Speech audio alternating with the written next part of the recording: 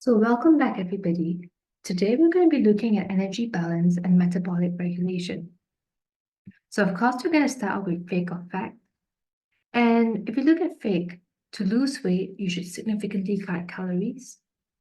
But when it comes to losing body fat, the calories you consume have a greater impact on weight loss than the amount of macronutrients, which are your carbohydrate, fat, or protein in your food. Multiple studies have confirmed that a caloric deficit results in weight loss. With regard to consuming fewer calories, some experts suggest consuming less saturated fat. Others suggest consuming less added sugars, and others recommend consuming excessive protein. At this time, evidence shows that a nutrient-dense, primarily plant-based, high-fiber diet pattern combined with regular physical activity is the most successful plan for long-term weight loss and maintenance. And when looking at dietary patterns, the main point we want to keep in mind as we discuss energy balance and weight control is that if we obtain and maintain a healthy body weight, we increase our chances of living a long and healthy life. Unfortunately, over 70% of all North American adults are overweight or obese. Beginning in the early middle childhood, the majority of US adults gain approximately 1.1 to 2.2 pounds per year. The modest weight gain over time contributes to an increased risk of obesity-related health consequences. And it is estimated by 2030, there will be a 33% increase in obesity and a 130% increase in severe obesity. On the other hand, if obesity rates stop climbing and they remain at current levels, the savings in medical expenditure over time, over the next 2 decades, could be around 550 billion US dollars. Despite what many weight loss marketing advertisements claim, there's no quick cure for overweight or obesity. The most reliable and successful weight loss comes from a commitment to change and adopt lifestyle behavior that improves dietary and physical activity patterns. A combination of improved energy balance, increased physical activity, and behavior modification is considered to be a reliable treatment for overweight. And without a doubt, prevention of overweight and obesity is the most successful approach. Over the past 30 or 40 years, we've seen a dramatic increase in the rates of overweight and obesity in the United States. You could go to the CDC website and they have these graphs of the obesity trends in each state from each year from 1990 onwards. And you can watch the progression of these maps as they change color.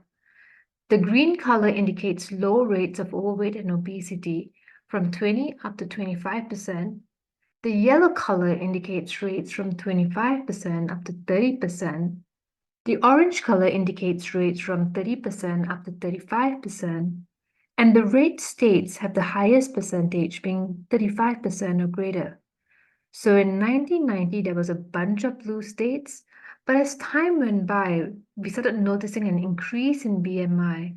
So there was a bunch of yellow states that started creeping up. By 2011, they had some orange states in there because the rates of obesity were increasing and increasing.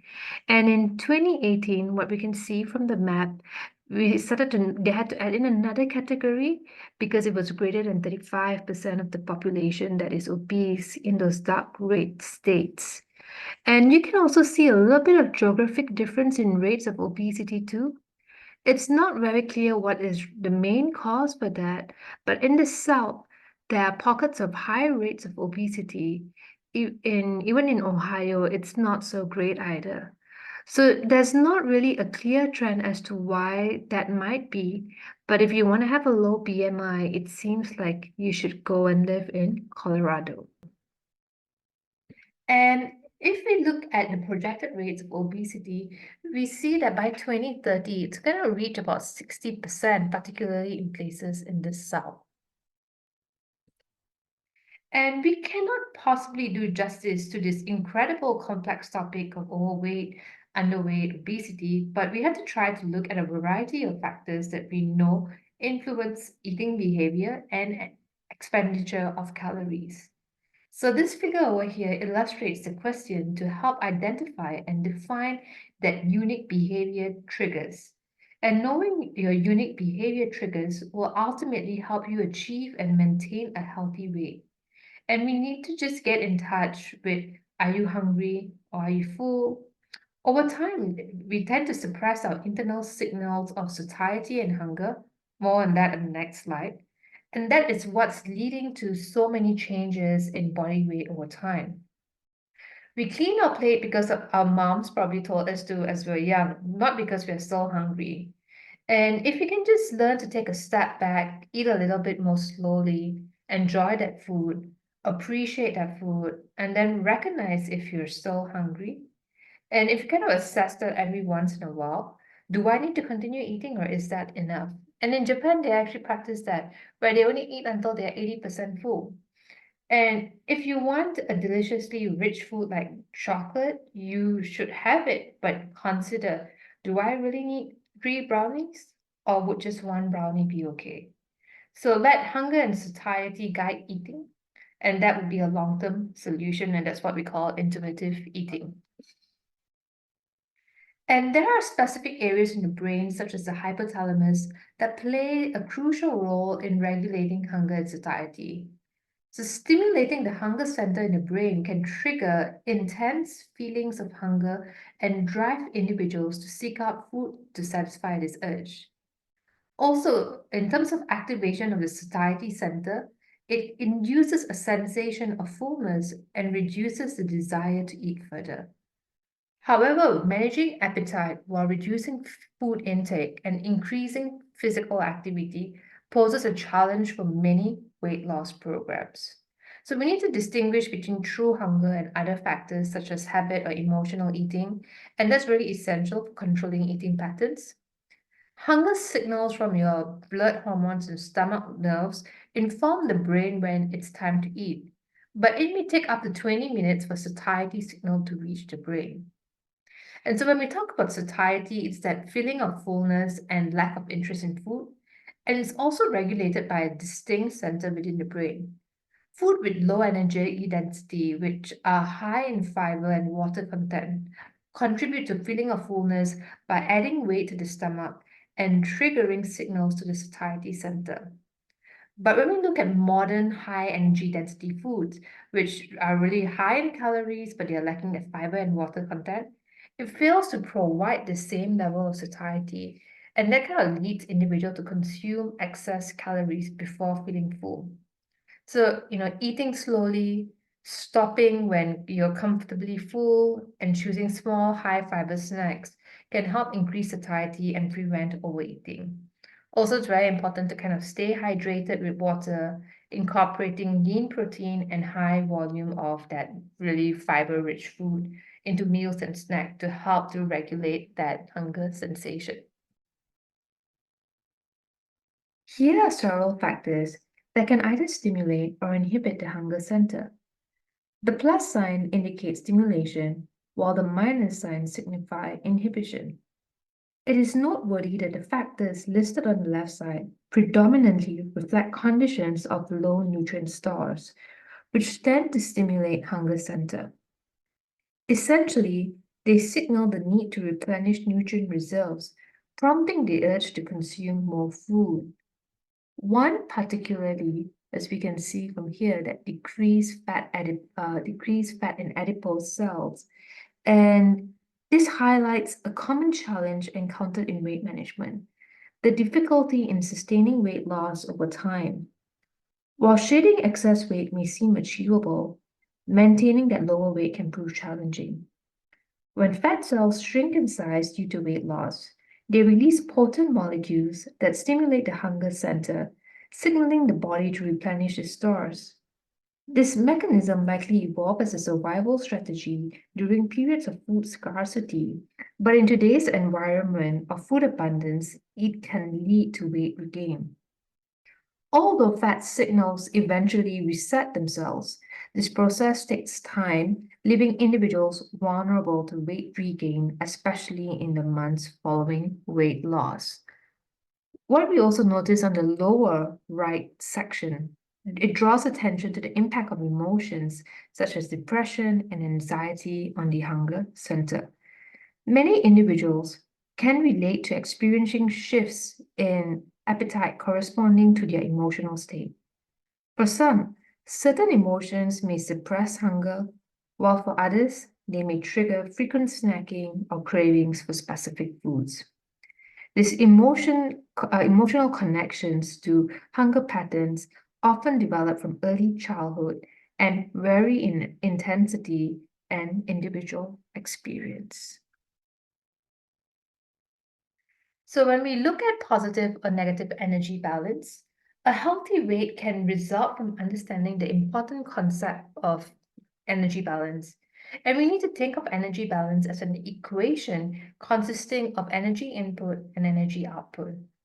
The balance of energy or calories or kilocalories or the two sides of this equation can influence energy stores, especially the amount of fat that's stored in the adipose tissue.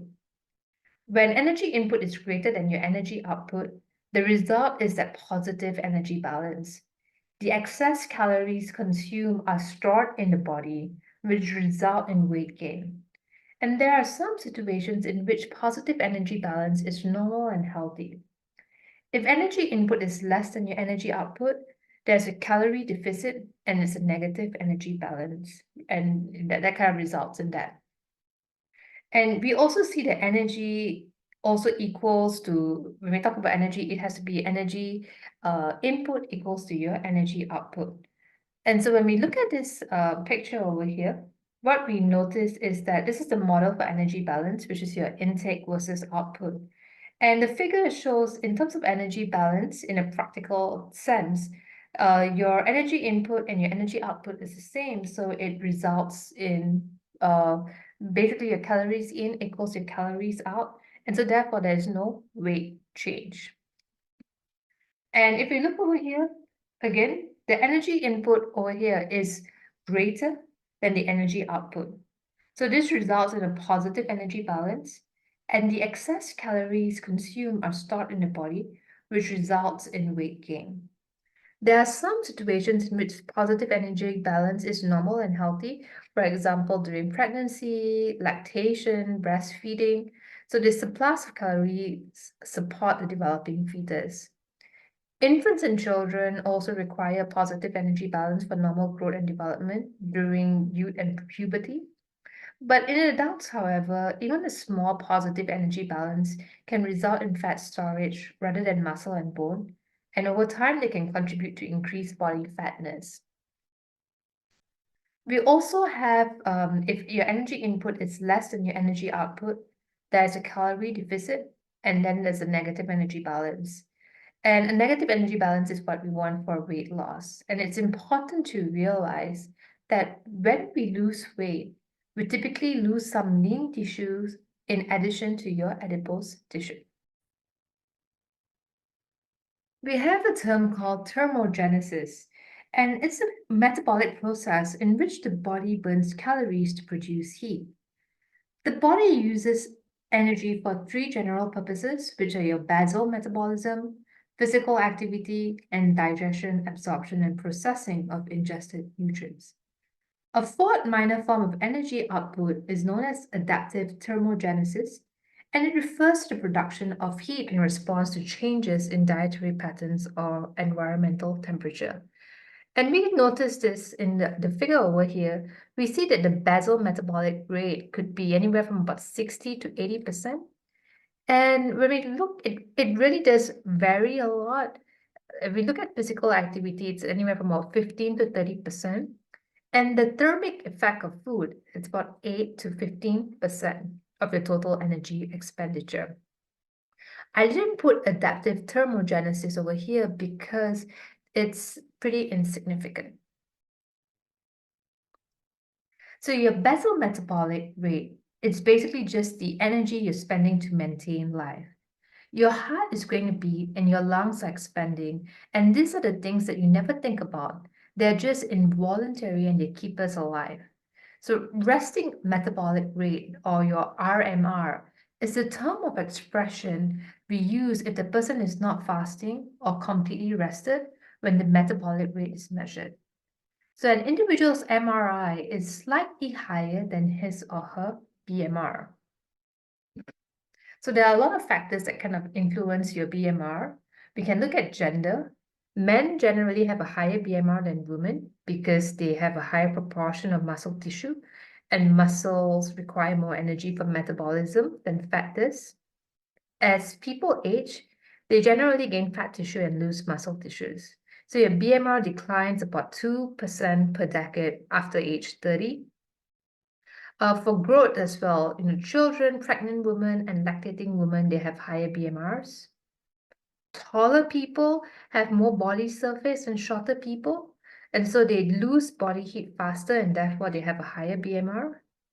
We can also look at temperature because your BMR will increase in both hot and cold environments to keep the temperature inside the body constant. Fever and stress, and both of this really does increase your BMR. Fever basically can raise your BMR by 7% for each 1 degree Fahrenheit above normal. And the body reacts to stress by secreting hormones that speed up metabolism so that the body can respond quickly and efficiently. We can also look at other factors like exercise, especially after you exercise, it increases your BMR for several hours afterward. Smoking and caffeine, they both increase energy expenditure and increase your BMR rates. While you are sleeping, on the other hand, your BMR rate is at its lowest because you're not using any energy.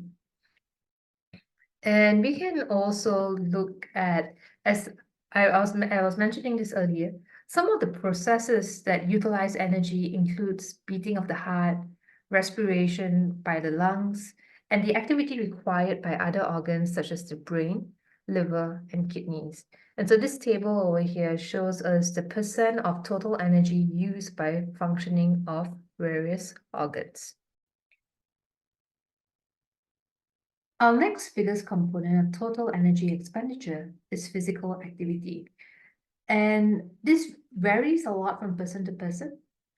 This part of calorie expenditure from physical activity is categorized as exercise-induced thermogenesis, EAT, or non-exercise activity thermogenesis, NEAT.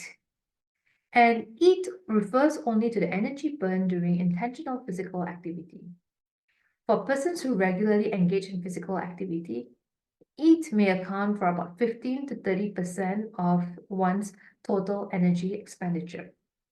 So during intentional physical activity, your muscles have to burn calories to provide ample energy to fuel muscle contractions. And it varies based on the type of activity and how long you spend in doing that activity and how big you are too. So if you're a bigger person, you're going to spend more energy when you exercise. This is any body movement produced by the skeletal muscles. And exercise can fall into this category, but it also includes just the activities of daily living. And when we talk about NEAT, it's often categorized into three main components, which is your body posture, ambulation, and all other spontaneous movements, including fidgeting. So climbing stairs rather than riding the elevator, walking rather than riding an electric scooter to class, standing at a workstation rather than sitting for long periods, all increase physical activity and hence your energy use. And when we look at the lifestyle and the increasing rate of obesity in North America, it's partially the result of increasingly sedentary lifestyles. And like while I was in Japan, it was really nice because I was already walking. At first, it was really very difficult because I was doing 15 to 20,000 steps daily. But I had to cycle to work. I had to cycle to get groceries. If I was going further away, I need to walk about 15 minutes to the train station. But it really helped increase the amount of physical activity that I was doing on a daily basis. Next, we have the thermic effect of food, and that's our third component of total energy expenditure. So think of it as your tax.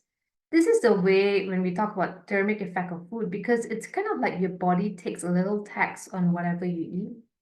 And this is the energy that it takes for your body to digest, absorb, metabolize, transport, and store energy and nutrients. So it usually is about 5 to 10% of the calories that you spend. So if you're consuming a 2000 calorie diet, what's 5% of that? That's only about 100. And that's a small amount over the whole entire day, but it does account for some of the calories that you spend. I also have a question over there. A celery and other vegetables considered as a low or high energy dense food option? And you'll find the answers at the bottom of your slide. That last little piece on energy expenditure side of the equation is your adaptive thermogenesis. It is a tiny amount of energy that you use to adjust to your surroundings. So if you're in a really cold room and you're shivering, that little bit of energy expenditure might make a contribution, but it's really small and insignificant. Also, another thing that could happen is when your energy intake fluctuates a lot. Like, for example, Thanksgiving and you overeat, that can make your energy expenditure go up temporarily. So it really helps to regulate your fat storage.